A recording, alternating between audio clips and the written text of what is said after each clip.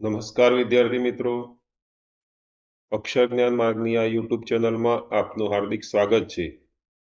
મિત્રો, આજે આપણે ભારત જીકે સુપર 30 પાર્ટ 1 ની અંદર ભારતના જનરલ નોલેજના આઈએમપી 30 પ્રશ્નોની ચર્ચા આપણે કરીશું.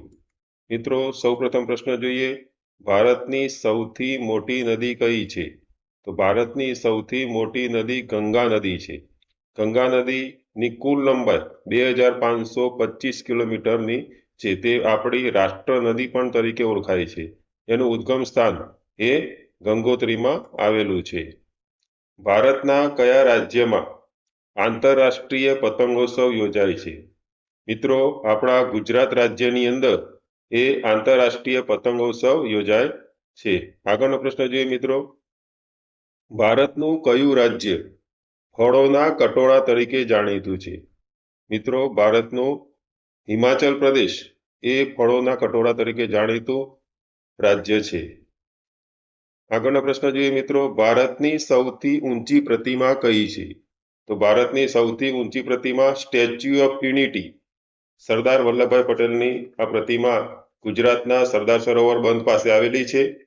આ સ્ટેચ્યુ ઓફ યુનિટીની વિશેષતા જોઈએ તો મિત્રો, 31મી ઓક્ટોબર 2018ના દિવસે સરદાર પટેલની 143મી જન્મજયંતિ પર આપણા ભારત દેશના માનનીય વડાપ્રધાન શ્રી નરેન્દ્રભાઈ મોદી દ્વારા આ પ્રતિમાનું ઉદ્ઘાટન કરવામાં આવેલું. સરદાર વલ્લભભાઈ પટેલની મહાન કાર્યોને યાદ રાખવા માટે આપણે આ માનનીય વડાપ્રધાન શ્રીએ સ્ટેચ્યુ ઓફ યુનિટીનું ઉદ્ઘાટન કરેલું. આગળનો પ્રશ્ન જોઈએ મિત્રો. ભારતમાં કેટલા રાજ્યો દરિયાઈ સીમા ધરાવે છે? મિત્રો, ભારતમાં 9 રાજ્યો દરિયાઈ સીમા ધરાવે છે, જેની કુલ દરિયાઈ લંબાઈ 7516 કિલોમીટરની છે. એની અંદર ગુજરાત, ગોવા, મહારાષ્ટ્ર, કર્ણાટક, કેરળ, તમિલનાડુ, આંધ્રપ્રદેશ, ઓડિશા અને પશ્ચિમ બંગાળ. એમાં સૌથી વધુ દરિયા કિનારો આપણો ગુજરાતનો 1600 કિલોમીટરનો છે અને સૌથી ઓછો દરિયા કિનારો 101 કિલોમીટર ગોવા રાજ્ય ધરાવે છે. ભારતનું સૌથી મોટું બંદર કયું છે? મિત્રો, ભારતનું સૌથી મોટું બંદર એ મુંબઈ બંદર છે. મુંબઈ બંદર એ મુંબઈ શહેર ભારતનું સૌથી મોટું શહેર કહેવાય છે. મહારાષ્ટ્ર રાજ્યનું પાટનગર કહેવાય છે અને ભારતનું પ્રવેશદ્વાર છે.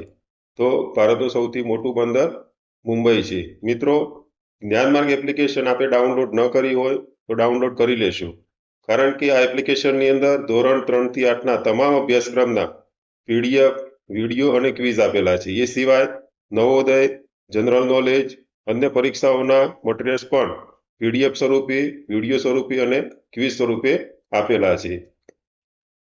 ભારત દેશના પ્રથમ મહિલા રાષ્ટ્રપતિ કોણ છે? તો ભારત દેશના સૌ પ્રથમ જે મહિલા રાષ્ટ્રપતિ પ્રતિભા પાટીલ. પ્રતિભા પાટીલ એ ભારત દેશના પ્રથમ મહિલા રાષ્ટ્રપતિ હતા. મિત્રો, ભારતના મિસાઇલ વુમન તરીકે કોણ ઓળખાય છે? મિત્રો, આપને યાદ હશે કે મિસાઇલ મેન તરીકે આપણે ડોક્ટર અબ્દુલ કલામ સાહેબને ઓળખીએ છીએ, પણ મિસાઇલ વુમેન તરીકે આપણે કોને ઓળખીએ છીએ? તો ડોક્ટર ટેસી થોમસ.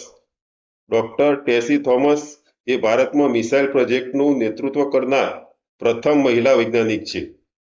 મિસાઇલ ટેકનિકના ક્ષેત્રમાં ભારતને આત્મનિર્ભર બનાવવામાં ડોક્ટર ટેસીનું મહત્વનું યોગદાન છે. એટલા માટે આપણે ભારતના મિસાઇલ વુમેન તરીકે ડોક્ટર ટેસી થોમસને ઓળખીએ છીએ. ભારતનું સૌપ્રથમ ડિજિટલ વિલેજ કયું છે? મિત્રો, ભારતનું સૌપ્રથમ ડિજિટલ વિલેજ એ હિંમતનગર પાસે આવેલું આકોદરા ગામ છે.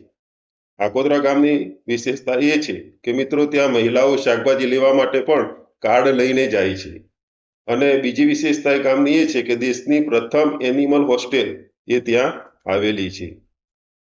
ભારતમાં સૌ પ્રથમ સૂર્યોદય ક્યાં થાય છે? મિત્રો, ગુજરાતની વાત કરીએ તો ગુજરાતમાં દાહોદ જિલ્લામાં સૌ પ્રથમ સૂર્યોદય થાય છે.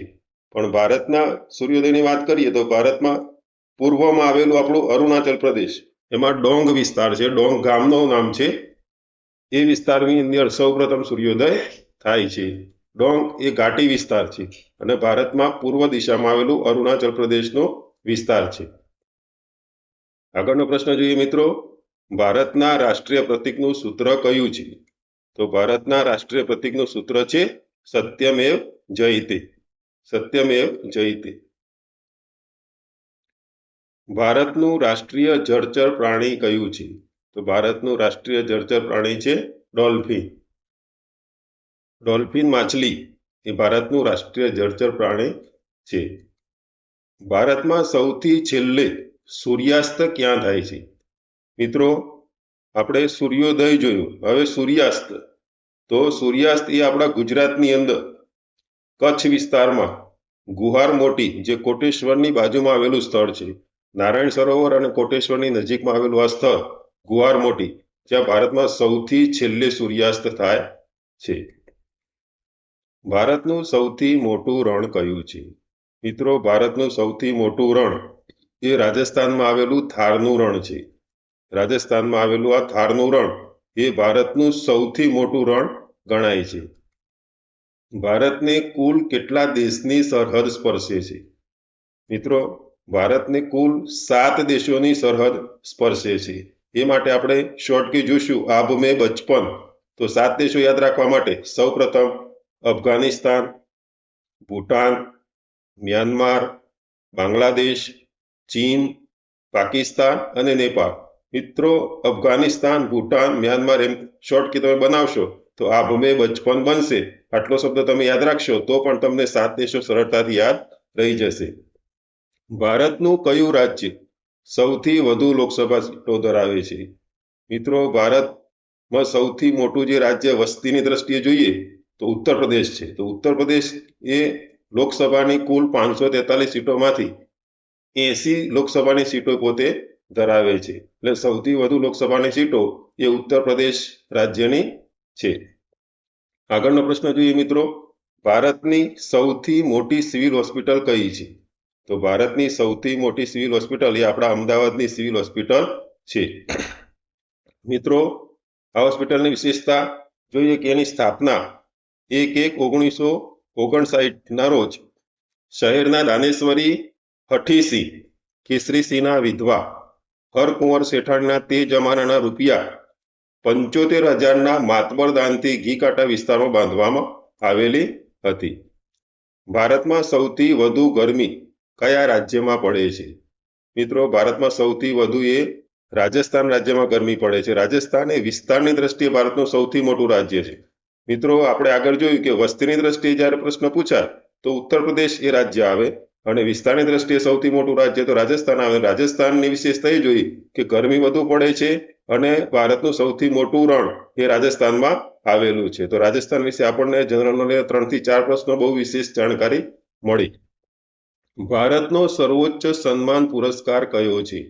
મિત્રો, ભારતનો સર્વોચ્ચ સન્માન પુરસ્કાર એટલે કે ભારત રત્ન પુરસ્કાર. તો ભારત રત્ન પુરસ્કારની સ્થાપના 2 જાન્યુઆરી 1954 એ સમયના રાષ્ટ્રપતિ ડોક્ટર રાજેન્દ્ર પ્રસાદ દ્વારા કરવામાં આવેલી હતી. ભારત દેશનો સર્વોચ્ચ પુરસ્કાર કહેવાય છે. ભારતનું સૌથી ઊંચું શિખર કયું છે? તો ભારતનું સૌથી ઊંચું શિખર એ કાંચનજંગા. કાંચનજંગા એ ભારતનું સૌથી ઊંચું શિખર છે, જે સમુદ્ર સપાટીથી 8,586 મીટર ઊંચું છે. મિત્રો, જ્યારે વિશ્વનું સૌથી ઊંચું શિખરની વાત કરીએ તો માઉન્ટ એવરેસ્ટ, જેની ઊંચાઈ 8,848 મીટર છે, પણ જ્યારે ભારતની વાત આવે તો કાંચનજંગા એ 8,586 મીટર ઊંચું છે. ભારતમાં સૌથી વધુ વરસાદ ક્યાં પડે છે? તો મિત્રો, ભારતમાં સૌથી વધુ વરસાદ ચેરાપુંજી, જેનું નામ છે સોહરા. તો સોહરાની અંદર 450 ઇંચ કરતાં પણ વધુ વરસાદ પડે છે. પરંતુ મિત્રો, ખાસ તમને યાદ અપાવી દઈએ કે હમણાંની થોડાક વર્ષોમાં સોહરાની બાજુમાં આવેલું મૌસીનરામ સ્થળ, જ્યાં 467 ઇંચ જેટલો વરસાદ નોંધાય છે. એટલે ચેરાપુંજી કરતાં પણ ત્યાં કોઈક વર્ષમાં વધુ વરસાદ થઈ જતો હોય છે. તો ચેરાપુંજીનો આપણે રેકોર્ડ જોઈએ તો ઓગસ્ટ 1860 થી જુલાઈ 1861 એ વર્ષમાં ચેરાપુંજીમાં કુલ 905 ઇંચ વરસાદ પડેલો અને જુલાઈ 1861 એક જ મહિનામાં 370 ઇંચ વરસાદ પડેલો. તો આ બંને રેકોર્ડ એ ગ્રીનિચ રેકોર્ડ એ ચેરાપુંજી ધરાવે છે. ભારતનો ક્ષેત્રફળની દ્રષ્ટિએ કયો જિલ્લો સૌથી મોટો છે? મિત્રો, ભારતનો ક્ષેત્રફળની દ્રષ્ટિએ આપણો ગુજરાતનો કચ્છ જિલ્લો એ ગુજરાતનો સૌથી મોટો જિલ્લો છે. ભારતની ઉત્તર દક્ષિણ લંબાઈ કેટલી છે? મિત્રો, ભારતની ઉત્તર દક્ષિણ લંબાઈ છે 3214 કિલોમીટર. ઉત્તરથી કરી અને દક્ષિણની લંબાઈ 3214 કિલોમીટર અને પૂર્વ પશ્ચિમ છે તો પૂર્વ પશ્ચિમ લંબાઈ 2933 કિલોમીટરની છે. ભારતના કયા રાજ્યને નેપાળ, ભૂટાન અને ચીનની સરહદ સ્પર્શે છે? મિત્રો, ખાસ આ પ્રશ્ન બહુ ઇમ્પોર્ટન્ટ છે. તો કયું રાજ્ય છે કે જેને 3 દેશોની સરહદ સ્પર્શે છે? તો સિક્કિમ. તો મિત્રો, અહીંયા નકશામાં આપણે જોઈએ છીએ આ સિક્કિમ રાજ્ય છે. એને આ બાજુ નેપાળ, આ બાજુ ભૂટાન અને ઉપર ચીન, આ 3 દેશોની સરહદ સ્પર્શે છે. ભારત અને શ્રીલંકા કયા અખાતથી જુદા પડે છે? તો મન્નારના અખાતથી. મિત્રો, શ્રીલંકા એ આપણો પાડોશી દેશ છે પણ વચ્ચે અખાત આવેલો છે. તો ભારત અને આ શ્રીલંકા વચ્ચે આ મન્નારનો અખાત છે. આ મન્નારના અખાતથી ભારત અને શ્રીલંકા જુદા પડે છે. ભારત સાથે કયા દેશની આંતરરાષ્ટ્રીય સીમા સૌથી વધુ છે?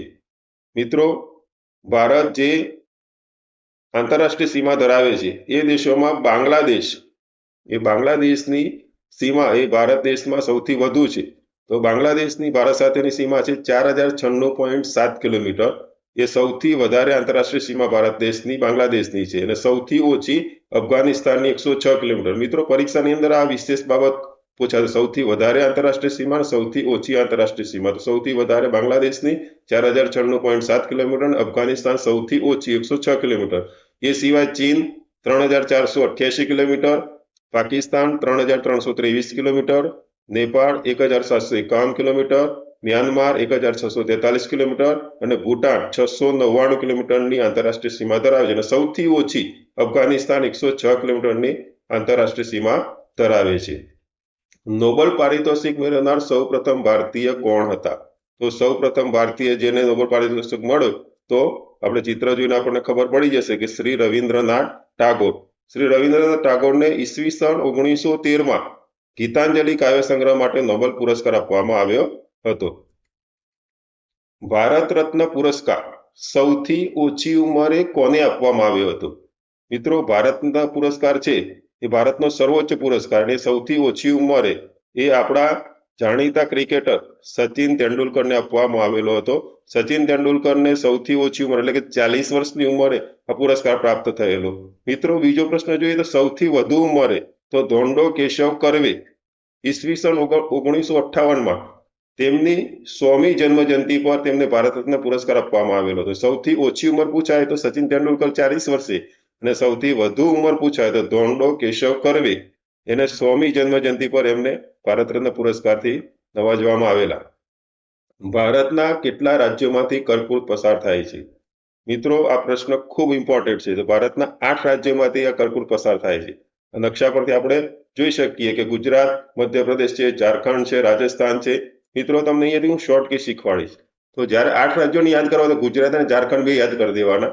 તો ગુજરાત, ઝારખંડ, બાકીના જે 6 વધ્યા તો પરમ મિત્ર છે. તો ગુજરાત, ઝારખંડ, પરમ એટલે પશ્ચિમ બંગાળ, રાજસ્થાન, મધ્યપ્રદેશ, મિઝોરમ, ત્રિપુરા અને છત્તીસગઢ. તો ગુજરાત, ઝારખંડ પરમ મિત્ર છે. આવું શોર્ટ કી તમે બનાવશો તો 8 રાજ્યો તમને જે ભારતના એ રાજ્યોમાંથી કર્કવૃત પસાર થાય છે સરળતાથી તમને યાદ રહી જશે. ભારતના નવા સંસદ ભવનનો આકાર કેવો છે? મિત્રો, આપણા માનનીય વડાપ્રધાન શ્રી દ્વારા હમણાં જ નવા સંસદ ભવનનું લોકાર્પણ કર્યું. તો એનો એ સંસદ ભવનનો આકાર ત્રિકોણ આકાર છે. જે ભવન આપણને આંખોને બિલકુલ ગમી જાય, એકદમ નયનરમ્ય અને ખૂબ સરસ સંસદ ભવનનું લોકાર્પણ આપણા માનનીય વડાપ્રધાન શ્રી દ્વારા કરેલું. એનો એ ભવનનો આકાર ત્રિકોણ આકાર છે. એની વિશેષતા શું છે? તો એની અંદર રહેલી 888 બેઠકો, લોકસભાની જે બેઠકો છે એની થીમ રાષ્ટ્રીય પક્ષી મોર આકારની છે અને રાજ્યસભાની 348 બેઠકો માટેની જે થીમ છે એ રાષ્ટ્રીય ફૂલ કમળ આકારની થીમ છે. મિત્રો, જ્ઞાન માર્ગ એપ્લિકેશન આપણે ડાઉનલોડ ન કરી હોય તો ડાઉનલોડ કરી લેશો અને ડાઉનલોડ કરી અને આપના મિત્રોને એપ્લિકેશન અવશ્ય શેર કરશો. અક્ષર જ્ઞાન માર્ગની ચેનલને સબસ્ક્રાઇબ કરશો અને આપના મિત્રોને ખાસ આ વિડીયો મોકલશો.